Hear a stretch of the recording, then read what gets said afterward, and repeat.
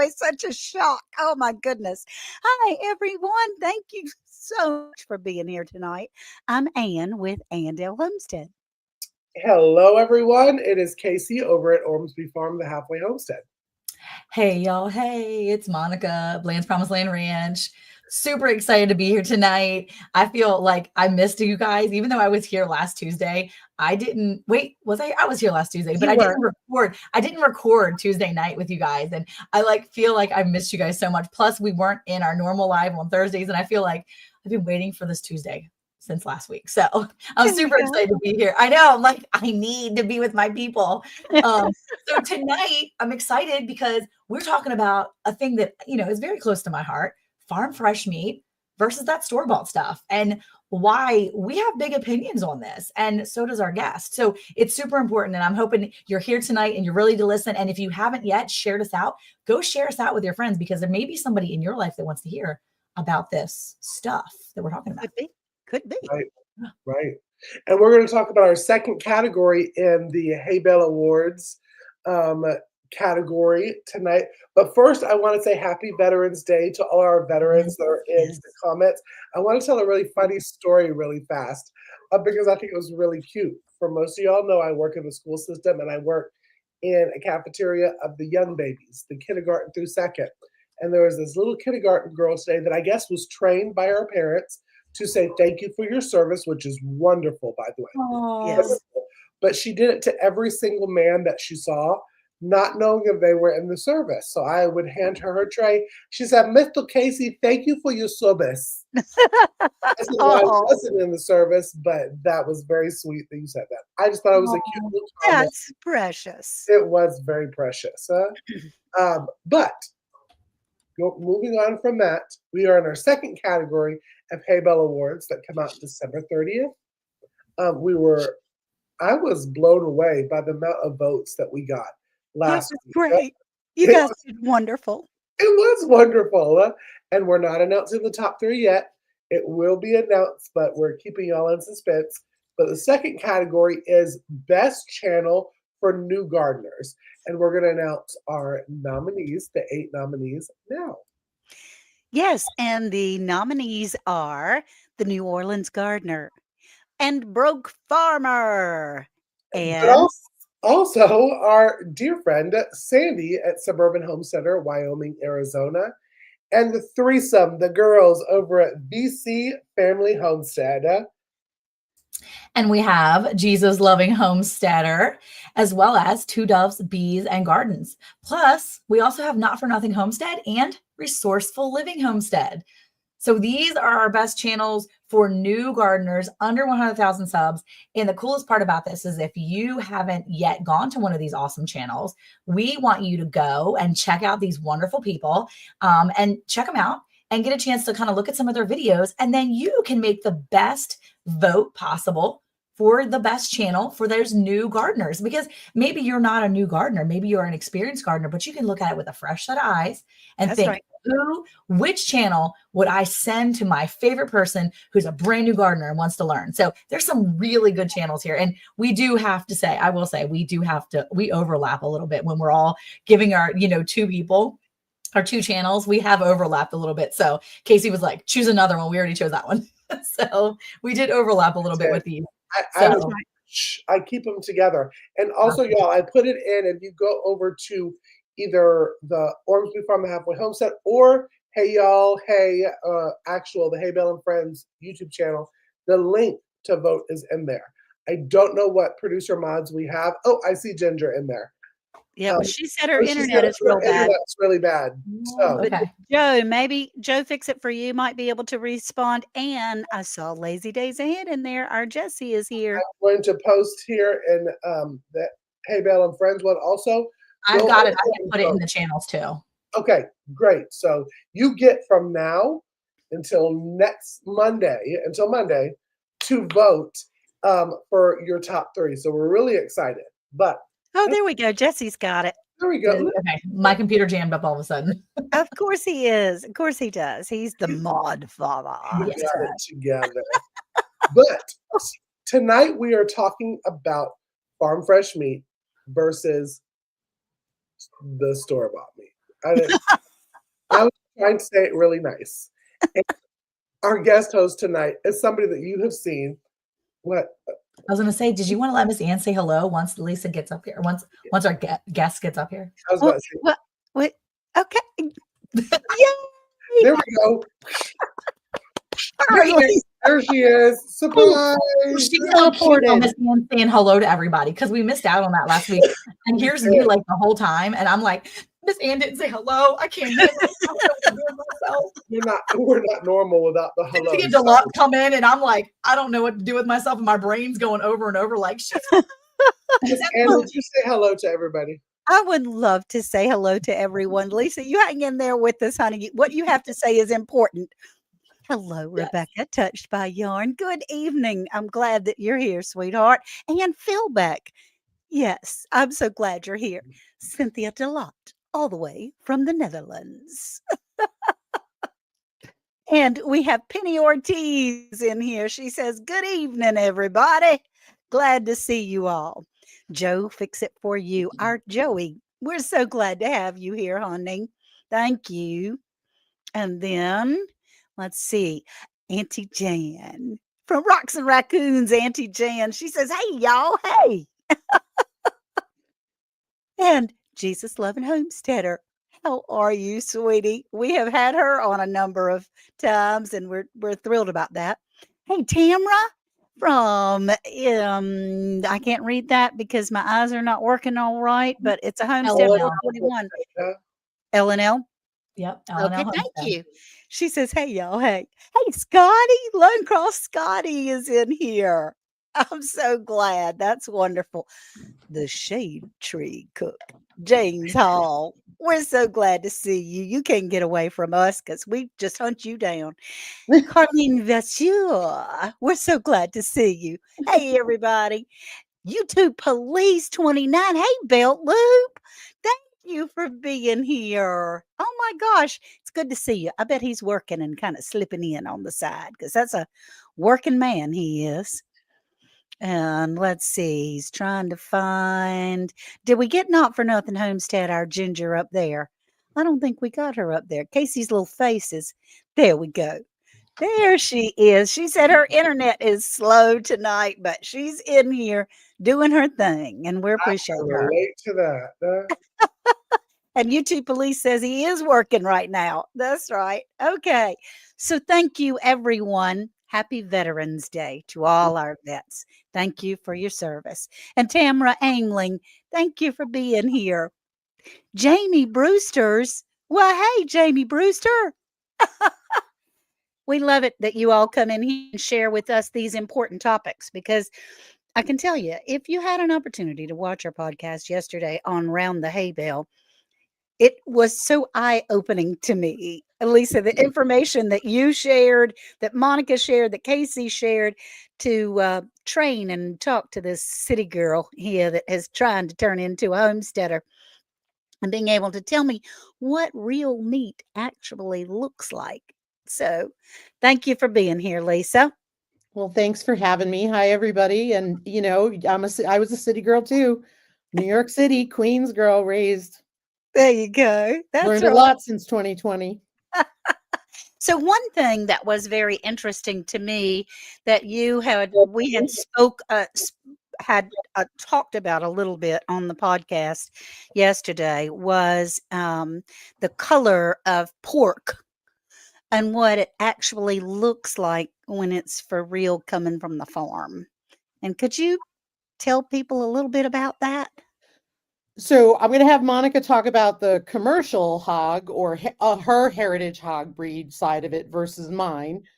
But I can speak for my breed of pigs. We've raised Mangalitsa Duroc and Berkshire crosses. And we've also raised Kuni pork. And so it's not the other white meat. It's the Kuni pig, especially, and then the Mangalitsa, which is a heritage breed mixed in with commercial breeds, lends to a beautiful reddish color that is marbled meat, similar to a steak. It's not as dark as a beef steak per se, but it's juicy, it's not dry, it's delicious. The kuni kuni pork is as smooth as silk. Oh, The fat is as smooth as silk, and it is absolutely to die for. And the taste is phenomenal. see, I always thought pork was kind of tan looking. Because you see it tan in the grocery store, right? Or pink, Correct. slightly pink, but mostly the other white meat kind of thing. Correct. You see the other white meat, but then you'll see pink juices while you're cooking it. Hmm. And yeah, absolutely. And I think Monica could probably speak more to, I believe, red wattles is what you were raising, Monica. Yeah, so we raise red wattle. We've done Duroc. We've had Hampshire Duroc, and then we went to primarily our red wattle and Tamworth, and both are breeds that are actually the Tamworth and the red wattle are both kind of close to being on that endangered list of breeds that you don't really have many anymore. And so Oh. we actually kind of had the boy was our Tamworth and the female was our red wattle, and they were fantastic because together they produced this gorgeous length. So we were able to get a good amount of bacon that was just beautiful because you had the long, lean stomach. And then you had these really gorgeous, like rump, had all these big roasts because they had the big shoulders and the big hams. And you've got the back end and then the shoulders, which are really thick. And so you've got these really great big cuts of meat. And I mean, our male and female that we just cycled out, we actually cycled through, we said goodbye to them earlier this year, and they were each at full max, like peak performance size. They were probably anywhere between 450 and Wow. 600 pounds total. And Good. they were huge. They were massive. But I will say that they produced very excellent quality meat.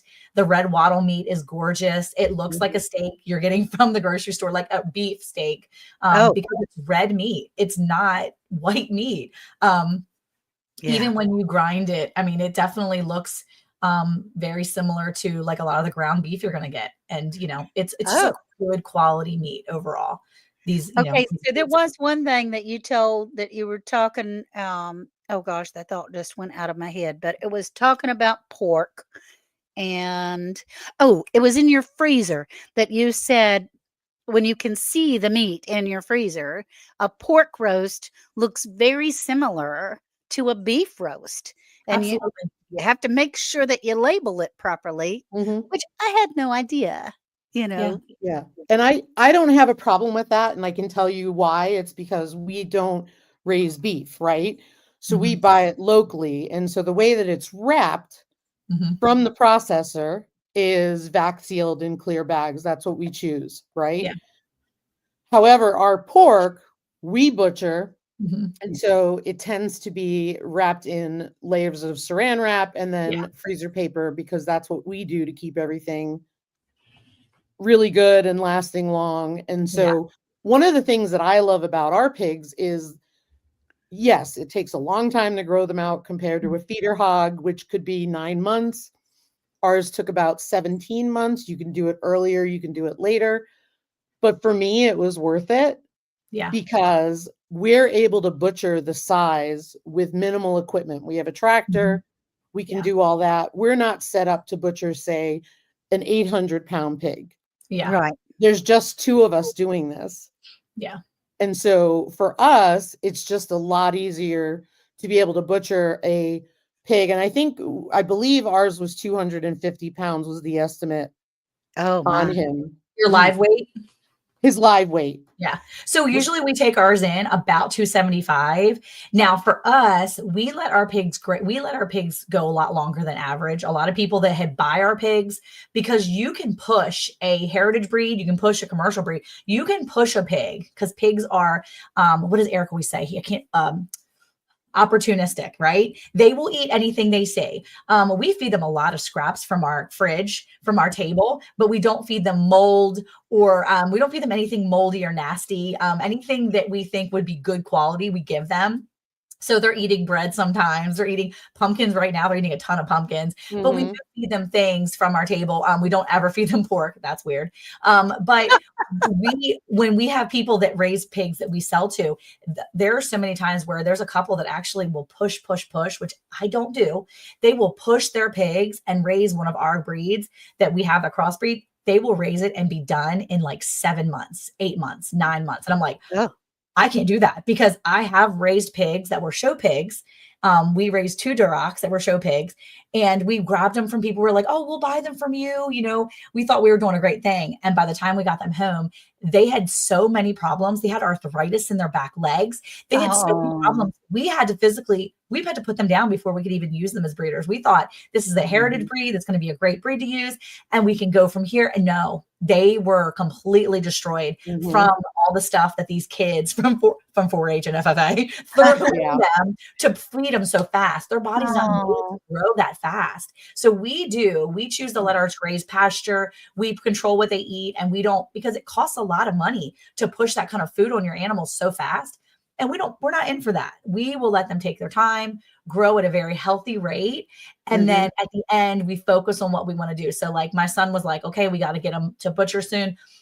If we can process them out here soon, let's make sure we're feeding them good things. So we've letting them graze on acorns. We're letting them graze on the persimmons out there, the things that are able to fill them up good.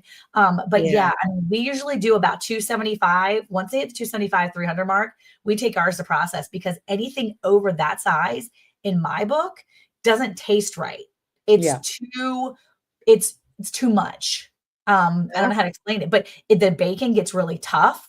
Anything over 2 or 3 years, the bacon is very tough and the meat tastes different. So yes, my animals are well loved. But yeah, I think it really does matter how you finish them. It's just like with beef, however you do it. But I wish there are times where we have done smaller pigs, and I love the idea of doing it ourselves. But for us, because of the size of our pig at 300 pounds, and we do 2 or 3 at a time, there's no way I'm doing by myself. Of course, it's a totally different situation. Yeah. And we're doing it because we're doing it to feed us. Right Yes. now, I know you're doing it to feed you, but it's just the two of us. Yes. Yeah. It's just the two of us. So we have to be able to complete it in a reasonable amount of time. We have to choose a day that it's cold enough, but not too cold. Yep. That kind of thing. Because I don't have a meat locker, we usually put it in the garage. Yeah. When we've got, some freezing temperatures, but not brutal. Yeah. And you can do them from the Kuni breed. You can do them from anywhere from 12 to 24 months. Yeah. We basically have a goal where they spend one winter with us. And then that final December is when they get processed, because it's usually good weather. It's usually a good time because it gives a chance for our pastures to rest. Because, obviously that gives us 6 pigs at a time then.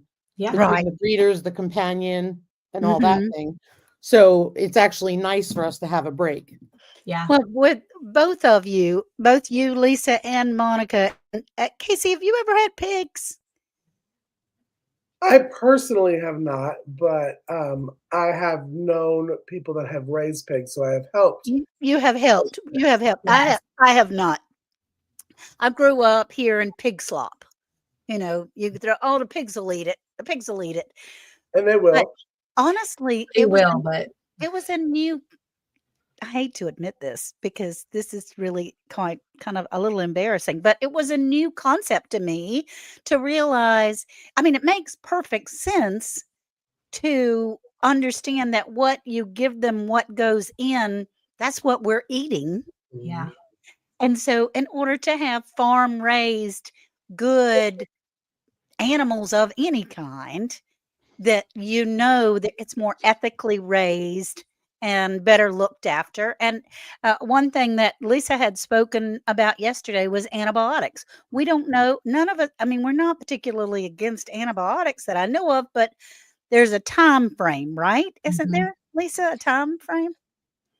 Okay, first of all, I'll save you my soapbox on feeding in and getting good out. Oh, okay. So the pig slop that you talked about is called garbage feeding, where you feed them whatever because the pigs will eat it. Yeah. Well, your kids might eat whatever they want, but you're not going to feed them everything. Right. So I'm a little more on the crazy pig lady scale, where mine only get fresh fruits and vegetables. They get some leftovers, like scraps from my canning stuff and all that. I don't feed them meat. I don't feed them any of that stuff. And that's because I want the best meat. That's for me. Yeah. Right. And that's my belief in soapbox. Plus, I have breeders that I don't want to feed all that to because I need them to stay healthy. Right. Right. Right. So then fast forward to the other thing you asked me, which now I'm drawing a blank. I apologize. Okay. Antibiotics. Antibiotics. Thank you, Casey, because my Thank brain. you. So sorry, soapbox. Antibiotics and deworming medications. People are often very much against them. And if they're being given as a blanketed thing, like antibiotics, like the whole herd gets it before it goes to the grocery store, Mm-hmm. I don't feel comfortable with that. Mhm. Mm-hmm. However, if I have a pig who is sick, I'm going to treat them like any other. And if I have to give them an antibiotic, I'm going to give it to them, but I'm going to wait the withdrawal period Mm-hmm. before I do it because it will be free of their system. Mhm. Well, I mean, Because- I think that's part of the, I'm sorry to interrupt, but No. part of the reason why our children are maturing faster, girls are maturing faster, and so forth, with hormone injections, with antibiotics, with dewormers, all these kinds of things that are going on in our massive meat market, that a homesteader or a rancher or a pig farmer is not likely to do that. So that was And do you mind if I soapbox? go right ahead. Tap tap. Is this thing on? Soapbox. I will personally post what I'm about to speak on my personal YouTube because I don't want to post for Ann and Monica on our podcast. But there has been new details coming out, and the three of these women on the panel with me right now know what I'm talking about because I blasted their Instagram messages today with this on this new rabies vaccine Oh yeah. that was passed. This is the reason why I soapbox about buying from local farmers, because if you get to know that farmer, you have doesn't even have to be really a friendship, but a trust between Mhm. you and this farmer, that you know that they're raising the animals the way that you want to then feed your family. Yeah. Yeah. We don't know what commercial farmers are putting in these animals. Right.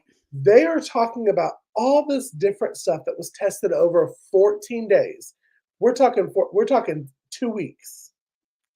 It was tested. And then animals were euthanized after they were tested. Yeah, I saw that. And Oh, they are putting it in your beef and pork that you could get at the grocery store.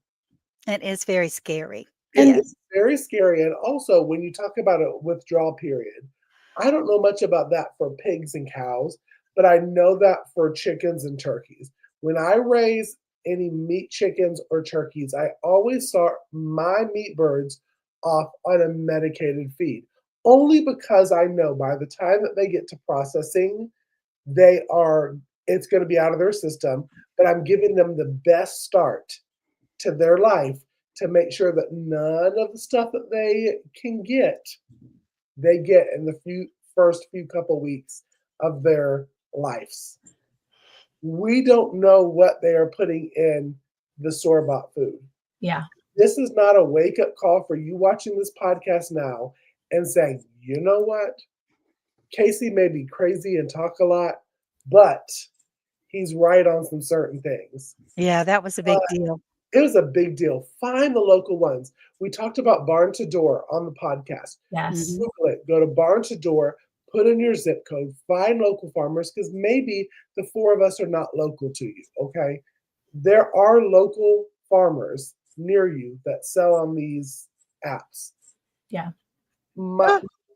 Okay, I'm sorry. There's a bug that is flying around. I was trying to figure out why I'm Aaron is really sorry. doing It's a really big bug, and I'm trying to be cool here, but it's coming I towards thought the me. government was in Ann's house or something. I didn't They know. were buzzing around. Well, hey, Casey. Oh, go ahead. Go ahead, Lisa. You go. I was gonna say, pass like- off, so pass off. Yeah, I'm saving you my soapbox, but real quick, just I'm not against chemicals. I know that chemicals work for certain things. Sure. I know that pumpkins, it's a crock. They're not a dewormer. You need to Oh. deworm your animals. Yeah. I'm sorry. It's a fact. I had a pig who ate a ton of pumpkins and got the worst case of the worms. So you have to deworm the animals because I don't want to be eating that. You have to be, mindful of it, but you also have to be smart about it and do your research and find out what is the least of the worst. Okay? It'll Right. go through their system. It'll be out before you eat it. So that's a thing you got to do. So Yeah. just think Yep. about that. And the reality of it is commercially processed animals are in filthy conditions. And a farmer, on the other hand, is protecting his livelihood and Yeah. caring for those animals the best he can because he can't afford to lose one. Exactly. I will say that, if you're on, I know that there's a lot of us. So Lisa's not on, and she's not on Facebook. Okay. But I know there's a lot of people that are on Facebook. Let's just say you don't want to do the barn to door. It's too much for you. You're not figuring that out. You can easily go to Facebook, go in that little search bar and type in your area. Like, let's just say I'm in, Rockwall, Texas. I can type in there, Rico Ring, REKO, Rico Ring, Rockwall, Texas. Rico rings are fantastic ways for you to buy local foods. You can get in touch with the local people there that raise their own meat, that raise and maybe sourdough or have milk or all the things. And these are farmers that are kind of, just low-key farmers. They're doing their thing. Maybe they don't have enough to sell to a huge amount of people, but they have enough that they want to sell to some of you. And if you do that and find those groups, open your mouth. I'm big on this. Open your mouth, talk to your neighbors, find out how to get the meat locally. And do it that way. Trust me, it's going to be worth it. Because also one of the things I don't think a lot of people think of is the hay. You've got, all these people are like, oh, I only eat grass-fed beef. I only eat grass-fed beef. But can I tell you what? We feed our cows unfertilized hay. Do you know why? Because I don't know what they're fertilizing their ground with.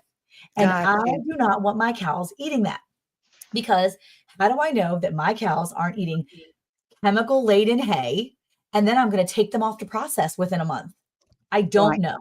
All I know is I buy unfertilized hay, but you don't know what Billy Ray does up the street. Maybe he does fertilized hay. So talk to your farmer, ask them, do you feed unfertilized hay? Do you feed slop to your pigs? What do you feed your pigs? Can Right. I ask? If they don't want to tell you, then you need to say bye-bye and just go find Mm. someone else, or else you just might as well go to Walmart, because you're going to get the same quality at Walmart as you are with that farmer that doesn't want to tell you. No offense. That's my soapbox. Okay. Support a My family. God. Yeah. All right. So we only have a couple of minutes left before our 30 minutes is up here tonight, but I wanted to cover something else that was very eye-opening for me. You guys were talking and just discussing things of where you can get tubes of hamburger at the grocery store and how awful they are and all the things that are in them. And I'm thinking, I have one in my refrigerator right this minute. But I had no idea. So when I used it, I had a whole different attitude about it. However, what is the difference in a grocery store tube of hamburger and farm fresh hamburger? Before the knowledgeable ladies answer, I want to just say, I did a little test after we shot the podcast because I had both a store-bought tube of ground pork and I had farm raised from a friend pound of ground pork. I will say I did add the tube. the tube, I probably so I did it for sausage balls. Most of y'all know I love my sausage balls. I pre-make my sausage balls. I ain't never eating sausage balls at your house again. Just FYI. I'm telling you, I make the best air fry. She's bringing her own pork. So no, what I did was I counted how many sausage balls that are about a golf size ball of sausage. I got 47 from the farm raised pork. I got 18 from one that I got from the grocery store. It's Oh, because the meat is so much pumped with water and whatever it is that it looks like when they package it, it's a pound. Mhm. When you cook it, you notice you can even look in your skillet when you're cooking something, and all that liquid, besides if you cook it still half frozen, it's a little bit of water, a little bit of water, a little bit of water, and a Yeah. tad bit more water Yeah. coming out. When you cooked farm raised, you're not gonna get as much liquid. But Mhm. that's mine, but I will pass it along to the knowledgeable people now on Yeah. the answer for that. Well, No? it did help me justify the price of farm fresh beef, but Lisa, you had talked about You're that. getting more water. You're getting something pumped with a lot of water, sometimes coloring. The contents, unlike if you buy beef from a local rancher, you buy a half cow, you get a half cow. It's your half cow. Okay. And somebody else who bought the other half gets the other half. Right. It could be old dairy cow in a commercial dairy that In the grocery store. is now in the grocery store. Mm. It's multiple animals, so it could be an animal that has horrible meat, an animal that has good meat. Oh, It also could have antibiotics or other things in it that we're not aware of. So, I mean, for me, the biggest thing is that it's full of water and grease. And I don't know about you, but when I cook my, farm raised beef, I have I don't even have a teaspoon of grease in the pan. yeah. Don't even have that. The other thing is that the color is beautiful, the taste is phenomenal, Yeah. and what I'm paying for is a true pound of Right. Right. She my broke up hands come just a little bit. clean. It's not Uh-huh. like I put lotion on, Mhm. disgusting Mhm. lotion on when you're Yeah. making a meatloaf. So, And that's true. It is true. I mean, we do have a little shop that we can go in the next county and they grind the hamburger there in front of you, which is where I'm going to have to go buy it from now on because you've ruined the tube for me. But The more you know. sorry, the more you know. you're gonna Yeah. be happier. Well, we'll be healthier for sure. Yeah. That's for sure. A lot of meat now become halal certified. What is that? Um, That is a verification to meet Islamic dietary laws and ethical standards. So they are becoming very specific, halal certified, because they are trying to meet a group of people that are now really coming in to buying the things that are in the normal section at the stores and stuff. So oh, just an oh. influx, and we're seeing it happening everywhere.